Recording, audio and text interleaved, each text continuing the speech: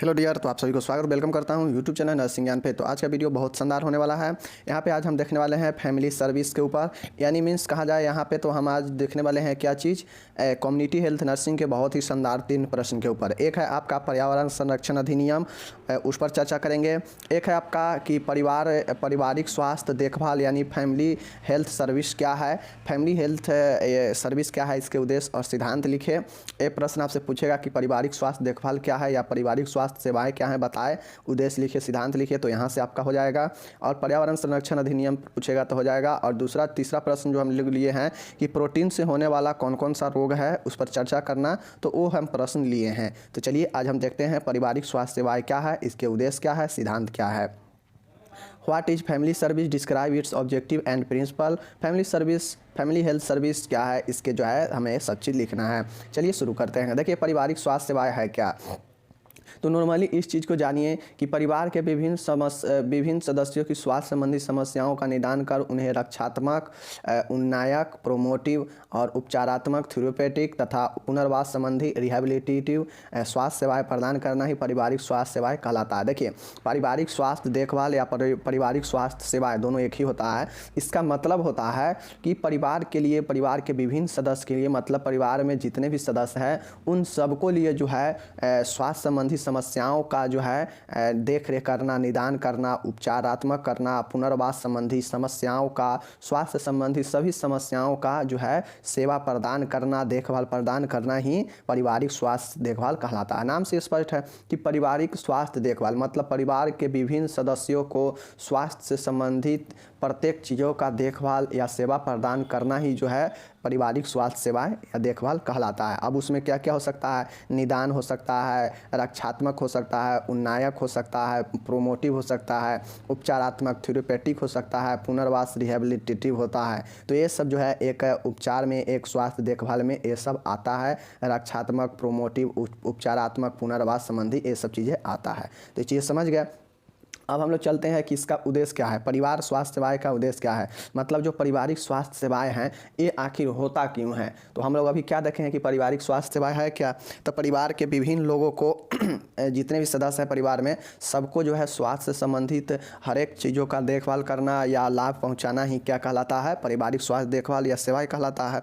अब ये होता क्यों है, तो देखिए उद्देश्य इसका यही होता है होने का पारिवारिक स्वास्थ्य देखभाल का, कि पारिवारिक स्वास्थ्य सदस्यों, परिवार के सदस्यों की स्वास्थ्य संबंधी आवश्यकताओं तथा समस्याओं का आकलन करना। अब ये होता इसलिए है कि पारिवारिक स्वास्थ्य सेवा देखभाल या सेवाएं इसलिए होता है ताकि परिवार में जितने भी सदस्य हैं, जितने भी लोग रहते हैं, उन सबका जो है समस्याओं और स्वास्थ्य का समस्याओं और आकलन करना, मतलब स्वास्थ्य संबंधी जितने भी उनका समस्या हो और उनका जो है आकलन करना, ये पारिवारिक स्वास्थ्य देखभाल का एक जो है उद्देश्य है।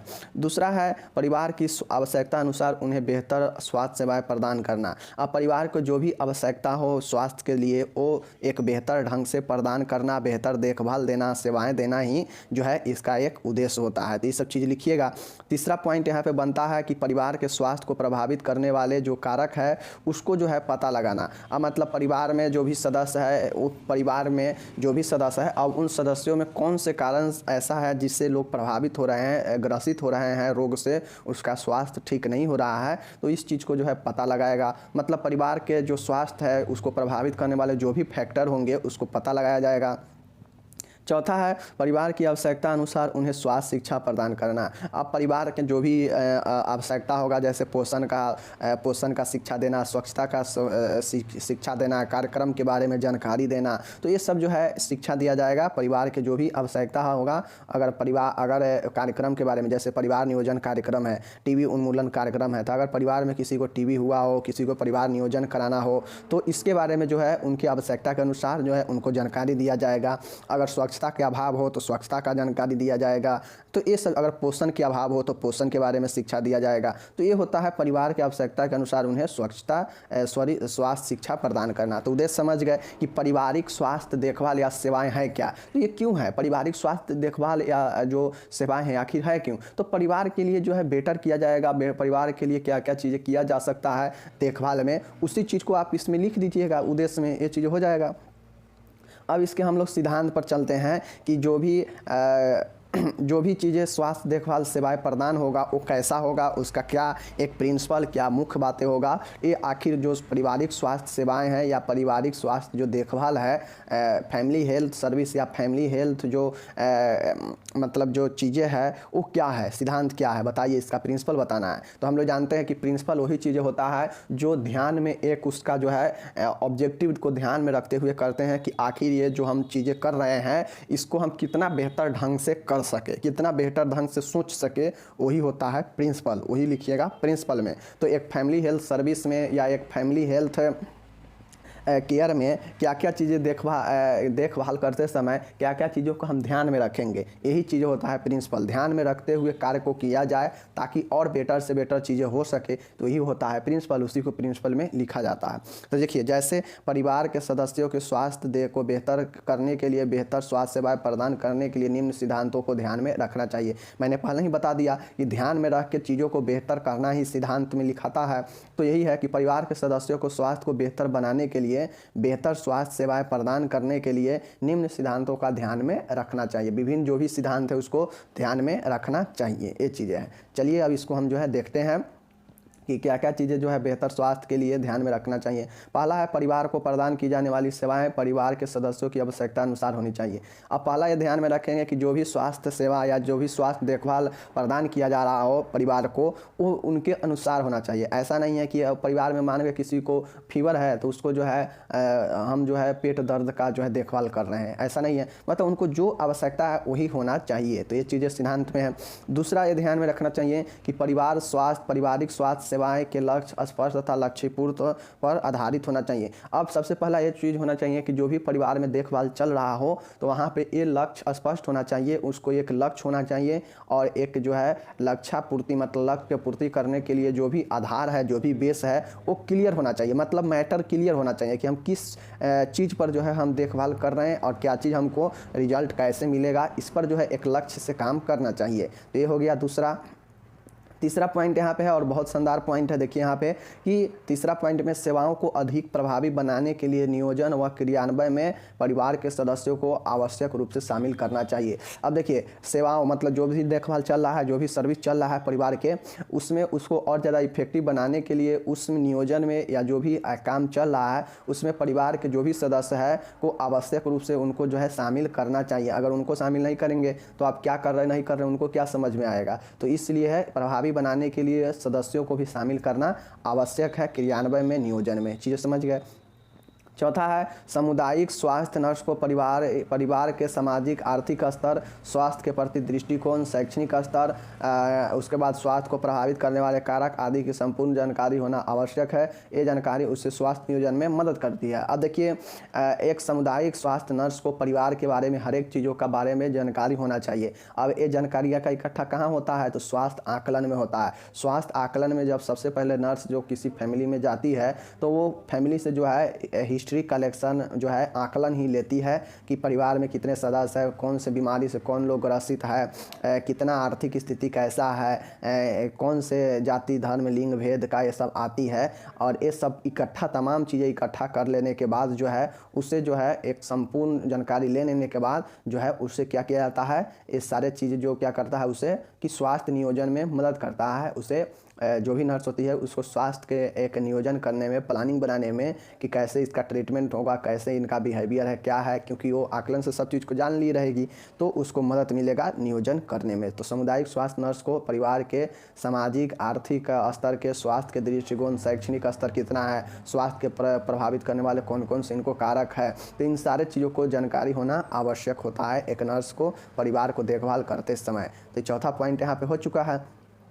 पांचवा पॉइंट यहाँ पे देखिए, बहुत शानदार पॉइंट है कि पारिवारिक स्वास्थ्य सेवाओं को क्रियान्वयन के दौरान नर्स को परिवार के धार्मिक विश्वास और परंपराओं को किसी भी प्रकार से नुकसान नहीं होनी चाहिए। अब देखिए, जो भी परिवार हो, अब हमारे समुदाय में अलग अलग समुदाय के लोग, अलग अलग धर्म की जाति धर्म के लोग रहते हैं, तो सब अपना अलग अलग धर्म का, सब अपना अपना धर्म के अलग अलग परंपराओं में विश्वास रखता है। तो ऐसे में ये नर्स को ध्यान रखना चाहिए पारिवारिक देखभाल करते समय कि जो है उसे धार्मिक और परंपराओं का नुकसान जो है ना पहुँचे, इसका ध्यान एक नर्स को रखना चाहिए। ये चीज़ें हैं।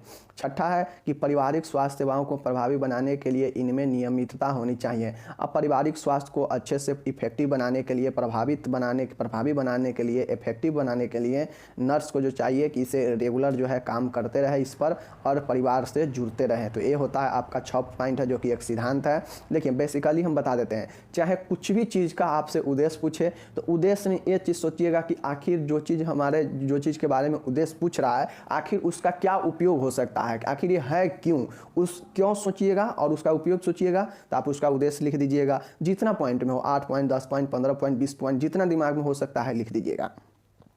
आपसे पूछेगा कि सिद्धांत में जैसे यहाँ पे पॉइंट वाइज लिखा है 6 पॉइंट में, आप इसको 10 पॉइंट में भी कर सकते हैं, लेकिन आपको अंदर ये चीज़ें होना चाहिए कि आखिर हमें परिवार स्वास्थ्य देखभाल के बारे में हम पढ़ रहे हैं, तो ये आखिर परिवार स्वास्थ्य देखभाल के बारे में क्या क्या चीज़ें जो है हम बेटर सोच सकते हैं कि जब हम उसे स्वास्थ्य देखभाल देंगे तो जो है क्या क्या चीज़ें दिमाग में हमको रखना चाहिए जो उसको और ज़्यादा बेटर बनाया जा सके, या उसको जो है नुकसान कहीं ना कहीं से ना पहुँचे, ऐसा काम करना चाहिए। मतलब हर एक तरीक़ा से बेटर सोचना है प्रिंसिपल में। तो ये आप प्रिंसिपल में लिख दीजिएगा, चाहे कुछ भी का प्रिंसिपल हो।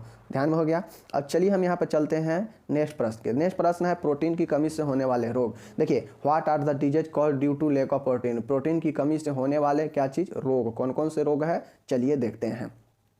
देखिए यहाँ पे है कि प्रोटीन कैलोरी या प्रोटीन ऊर्जा कमी प्रायः पूर्व साले मतलब प्री स्कूल वर्ग के बच्चों में पाई जाती है। इसकी कमी से होने वाले रोग 3 तरह के होते हैं। देखिए मैं पहले बता देता हूँ कि प्रोटीन कैलोरी या प्रोटीन ऊर्जा की कमी जो होता है, यह जो है स्कूल के समय, मतलब स्कूल जो होता है बच्चे में, जब बच्चा जब जाने लगता है तो उसकी स्कूल जाने से जो है ये पहले ही हो जाता है। जैसे स्कूल नॉर्मली बच्चा कितने में जाता है, 3-4 साल में जाता है।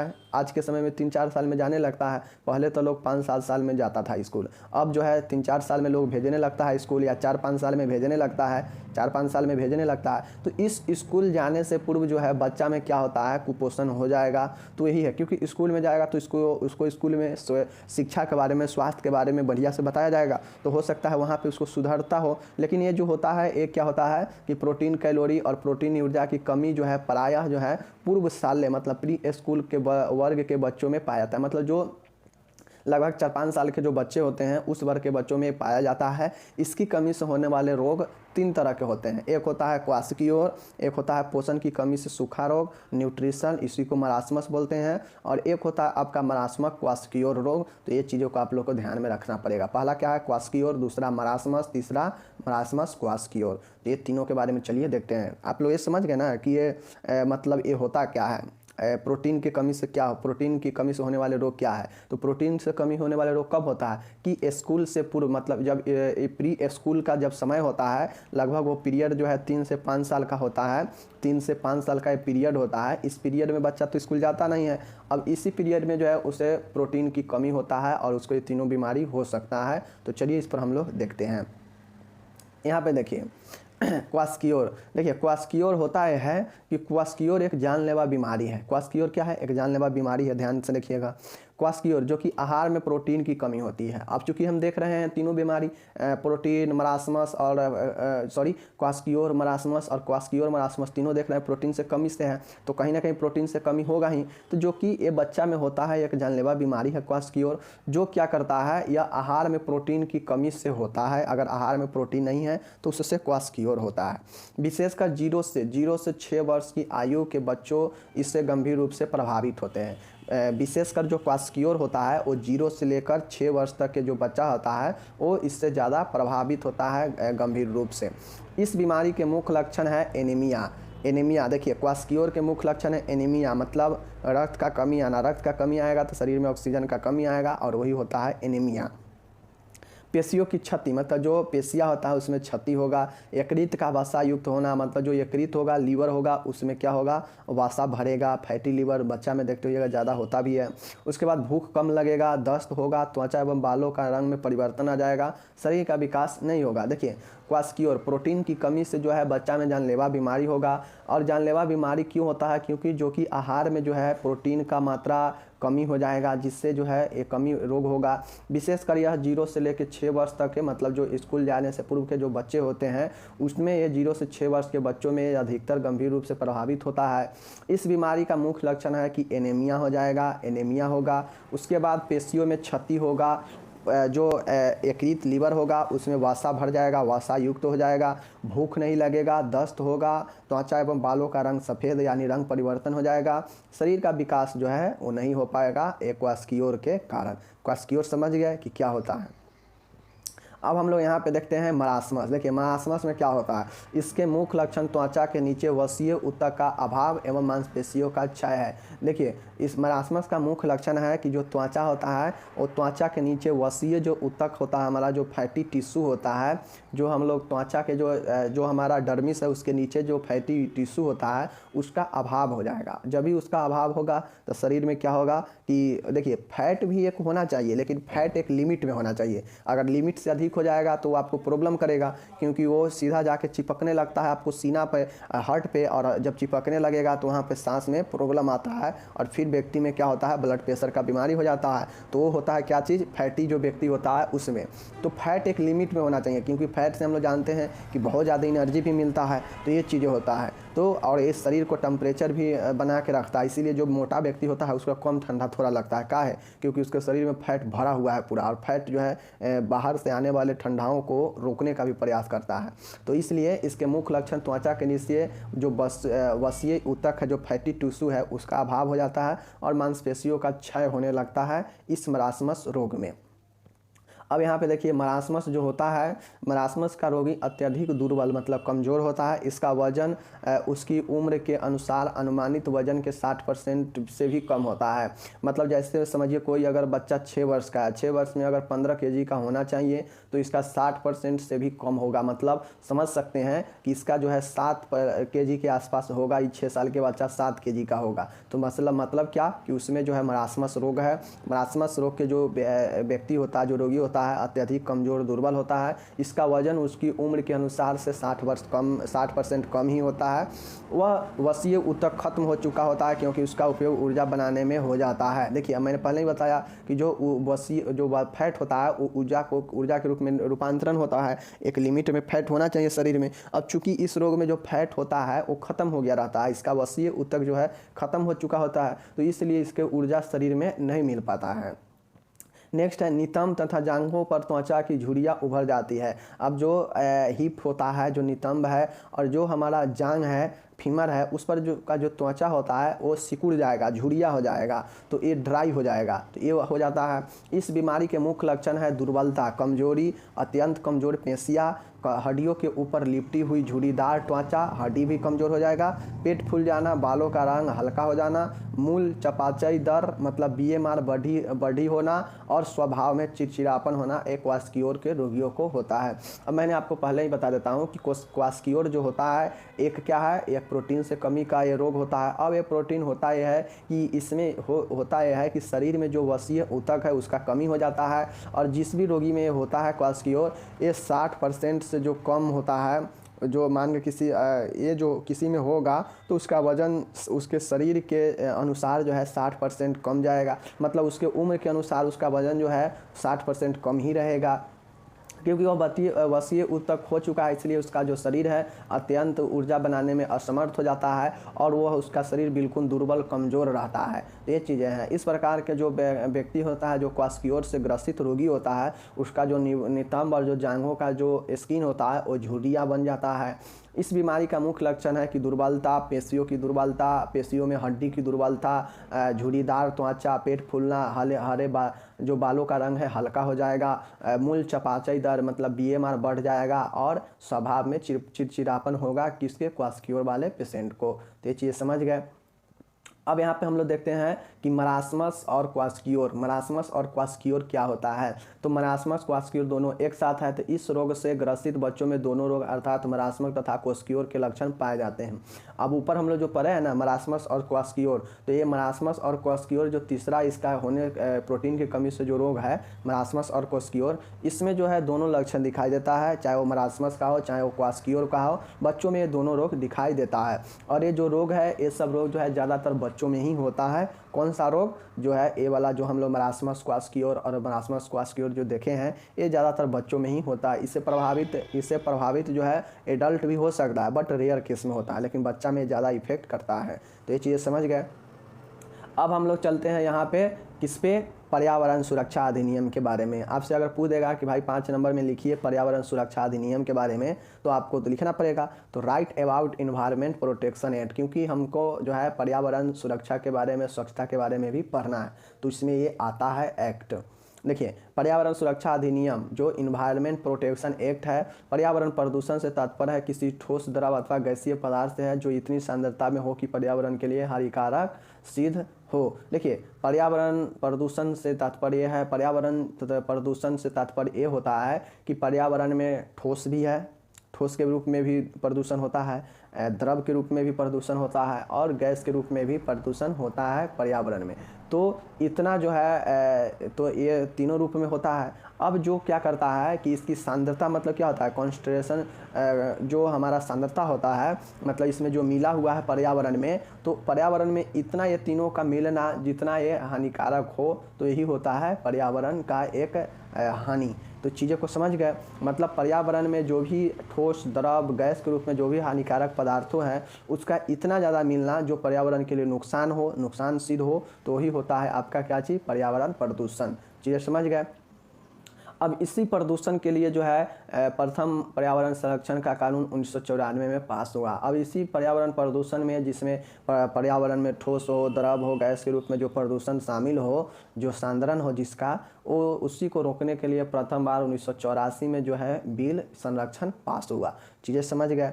वर्तमान समय में पर्यावरण संरक्षण एक जटिल समस्या है तथा वह संपूर्ण विश्व के लिए चुनौती है। देखिए वर्तमान में जो प्रथम पर्यावरण संरक्षण अधिनियम 1894 में जो पास हुआ, तो ये जो ये पास हुआ, ये ध्यान में रखिएगा।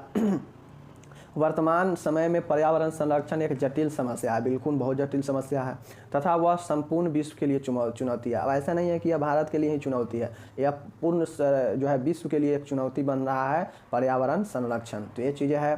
उसके बाद देखिए यहाँ पे लिखा हुआ है नेक्स्ट में कि केंद्र सरकार द्वारा पारित पर्यावरण संरक्षण अधिनियम 1986 के प्रावधान इस प्रकार हैं। देखिए वो पूरा विश्व स्तर पे बात किया गया है कि 1894 में जो किया गया, ये विश्व स्तर की बात, बट केंद्र हमारा जो है, जो भारत में केंद्र के द्वारा जो पारित अधिनियम था पर्यावरण संरक्षण, वो 1986 में जो पारित हुआ उसका कुछ प्रावधान इस प्रकार से है। जो इन्वायरमेंट कंजर्वेशन जो एक्ट है वो 1986 में केंद्र सरकार द्वारा प्रावधान किया गया। इसमें क्या क्या चीज़ें बताया गया, चलिए देखते हैं। पहला है पर्यावरण संरक्षण के लिए राष्ट्रव्यापी कार्यक्रम का आयोजन एवं निष्पादन करना। इस 1986 के एक्ट में बताया गया कि राष्ट्रव्यापी मतलब राष्ट्र स्तर पे पर्यावरण संरक्षण के लिए कार्यक्रम आयोजन एवं निष्पादन करना इसमें बताया गया। दूसरा है कि पर्यावरण संरक्षण के कार्य में राज्य सरकारों के कार्यों को नियमित करना। मतलब इस एक्ट में यह भी प्रावधान किया गया कि जो भी पर्यावरण संरक्षण के कार्य है उसमें जो राज्य सरकार है, सभी राज्य अपना अलग अलग एक नियम चलाता है, तो ये जो राज्य सरकार है वो अपने कार्यों को नियमित रूप से, रेगुलर रूप से जो है चलाएगा, ये इसमें कहा गया। क्योंकि केंद्र सरकार के लिए संभव नहीं था कि एक साथ सभी राज्यों को रेगुलेट किया जाए, तो इसलिए जो है अलग अलग राज्यों को ये जिम्मेदारी ही दे दिया। तीसरा है पर्यावरण गुणवत्ता के मानक निर्धारित करना। अब पर्यावरण को कैसे गुणवत्ता को बनाए रखना है, इसके लिए एक मानक तैयार किया गया, एक स्टैंडर्ड जो है इसका निर्धारित किया गया।